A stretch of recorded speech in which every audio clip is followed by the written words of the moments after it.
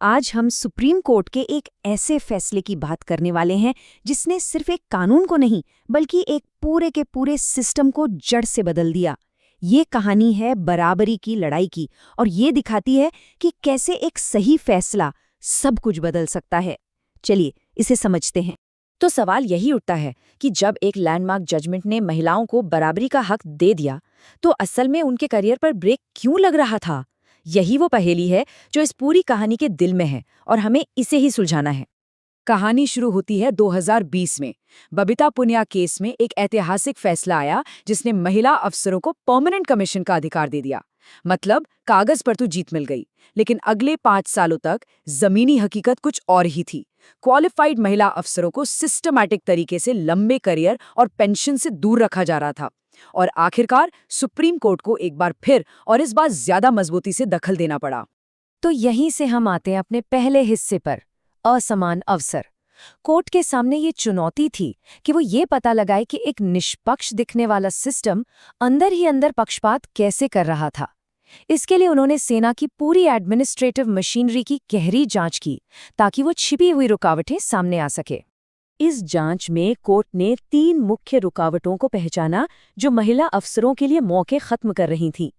पहली थी पक्षपाती सालाना रिपोर्ट, दूसरी करियर के लिए जरूरी ट्रेनिंग में रुकावट और तीसरी एक मनमाना कोटा। पहली और शायद सबसे बड़ी बाधा थी ये एनुअल कॉन्फिडेंशियल रिपोर्ट्स या ACRs। देखिए, जब डेटा को देखा गया तो एक साफ पैटर्न नजर आया। पुरुष अफसरों को ज्यादातर आउटस्टैंडिंग ग्रेड मिल रहे थे, जबकि महिला अफसरों को लगातार एवरेज ग्रेड दिए जा रहे थे। ऐसा इसलिए हो रहा था क्योंकि सीनियर्स ये मानकर चल रहे थे कि महिलाओं का तो लंबा करियर है ही नहीं, तो उन्हें टॉप ग्रेड्स देने का क्या फायदा। ये एक छिपा हुआ लेकिन बहुत गहरा पक्षपात था। दूसरी बाधा थी जरूरी ट्रेनिंग तक पहुंच को ही रोक देना। प्रमोशन के लिए बेहद जरूरी कोर्सेज जैसे कि जूनियर कमांड कोर्स, इनसे महिला अफसरों को जानबूझकर दूर रखा जाता था। इसका नतीजा ये होता था कि कागज पर उनकी सर्विस प्रोफाइल अपने आप कमजोर दिखने लगती थी। मतलब सिस्टम के पक्षपात को उनकी काबिलियत की कमी की तरह दिखाया जा रहा था। और फिर थी तीसरी बाधा, एक नंबर 250। सरकार ने दलील दी कि परमानेंट कमीशन के लिए महिलाओं के लिए हर साल सिर्फ 250 सीटें ही हो सकती हैं। ये नंबर कहाँ से आया, इसका कोई लॉजिकल बेसिस नहीं था। ये पूरी तरह से एक मनमानी सीमा थी जो सीधे सीधे बराबरी के अधिकार के खिलाफ थी। लेकिन सुप्रीम कोर्ट ने इस दलील को सिरे से खारिज कर दिया। कोर्ट ने बहुत साफ शब्दों में कहा, एडमिनिस्ट्रेटिव वैकेंसीज की सीमाएं बराबरी के संवैधानिक अधिकार को ओवरराइड नहीं कर सकती। ये एक जबरदस्त बयान था जिसने ये तय कर दिया कि किसी भी नियम कानून से ऊपर लोगों के मौलिक अधिकार हैं। तो कोर्ट ने सिर्फ समस्या ही नहीं पहचानी बल्कि एक बहुत पावरफुल और ठोस समाधान भी दिया। चलिए अब देखते हैं कि उन्होंने कंप्लीट जस्टिस यानी कि संपूर्ण न्याय कैसे किया। ऐसा करने के लिए सुप्रीम कोर्ट ने संविधान के एक बहुत ही खास हथियार का इस्तेमाल किया, आर्टिकल 142।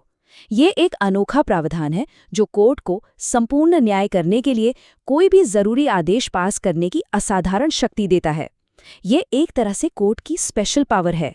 और आर्टिकल 142 का इस्तेमाल करते हुए कोर्ट ने एक कमाल का कदम उठाया। उन्होंने फैसला सुनाया कि जिन महिला अफसरों को केस चलने के दौरान सर्विस से रिलीज कर दिया गया था, उन्हें कानूनी तौर पर 20 साल की सर्विस पूरी कर चुका माना जाएगा।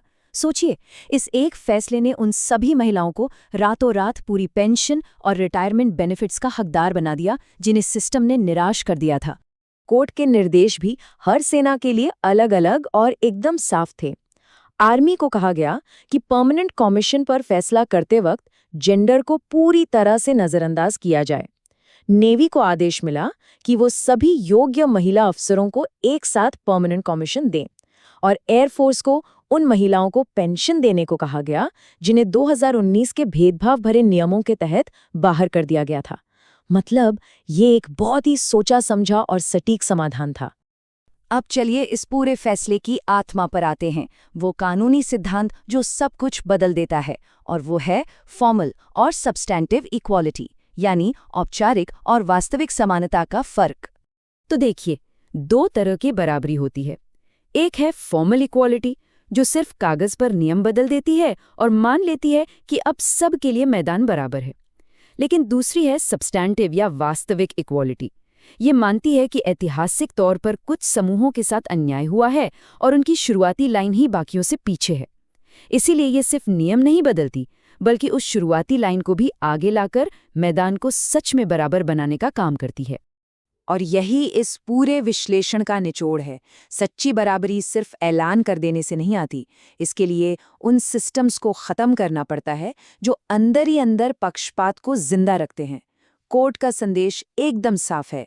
एक ऐसा सिस्टम बनाओ जो निष्पक्ष हो, पारदर्शी हो और सच में सबको बराबर मौका दे।